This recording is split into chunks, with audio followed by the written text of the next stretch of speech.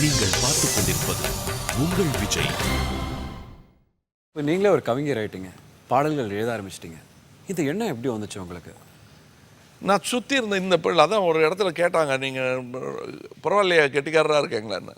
நான் வளர்ந்த சூழலில் நான் இதுவாக கூட இல்லைன்னா நான் மடையன்னு அர்த்தங்க. நான் வாலி சார்கிட்டையும் கண்ணதாசன் அவர்கள்கிட்டையும் வைரமுத்துக்கிட்டையும் உட்காந்துருக்கும்போது அவங்க ரொம்ப கஷ்டப்படுற மாதிரியே தெரியாமல் கிடுக்கிடுன்னு எழுதவே மாட்டார். கவிஞர்லாம் கண்ணதாசன்லாம்.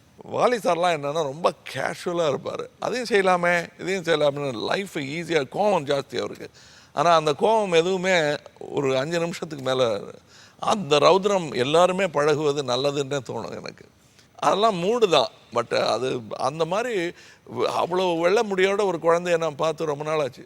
அவர் ஒன்றை நினச்சே பாட்டு படிச்சேங்கும்போது ஒன்று எழுதி கொடுத்தாரு, நல்லா எழுதலாமே அப்படின்னு சொல்லிட்டேன். கோவம் வந்துருச்சு. என்ன சொன்னார் அவர்? இது நல்லா இல்லைங்கிறார் அவர். நான் அவரை பார்க்கணும்னு சொல்லுங்கன்னு வீட்டுக்கு வந்துட்டார்.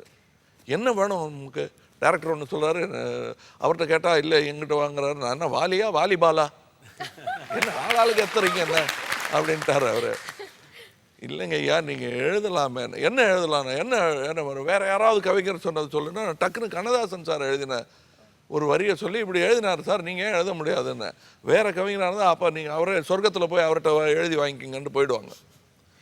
இவர் அப்படியா அப்படின்னதும் ஒருவேளை நான் சாதுரியத்தில் சொன்னேன்னா வாயில் வந்துருச்சு. அதாவது water water everywhere not a drop to ட்ரிங்க்னு ஒரு லைன் உண்டு. அந்த லைனை சொல்லி காட்டுறாரு பாலச்சந்தர் அவர்களுடைய உதவி இயக்குனர் கவிஞர் ஐயா கிட்ட. எப்படி எப்படின்னு வாட்டர் வாட்டர் நல்லா இருக்கே அப்படின்னாரு. அதாவது கவிஞர் படிக்காத வரி அது திருப்பி ஒரு புது புத்தகம் ஒன்று எழுதுறாரு அவர். Water water everywhere not a drop to ட்ரிங்க்ங்கிறது உடனே அவருக்கு கடல் தோணுது. கடற்கரை தாகம் அதுதான் வந்தன் காதல்னா அது ரீச்சே ஆகாது உனக்குன்னு ஒருதலை காதலை பற்றி சொல்கிறார் அவர். அது இருமணம் கொண்ட திருமணம் வாழ்வில் இடையினில் நீ ஏன் மயங்குகிறாய்னு ஜூனியர் ஜூனியர்னு ஒரு பாட்டு பாடுவானே, அதில் வர்ற ஒரு வரி. அந்த வரியை அவர்கிட்ட சொல்கிறேன். அந்த மாதிரி வேணுமா அதை சொல்லுன்ட்டு அங்கேயே உட்காந்து எழுதிட்டார் கோபத்தில்.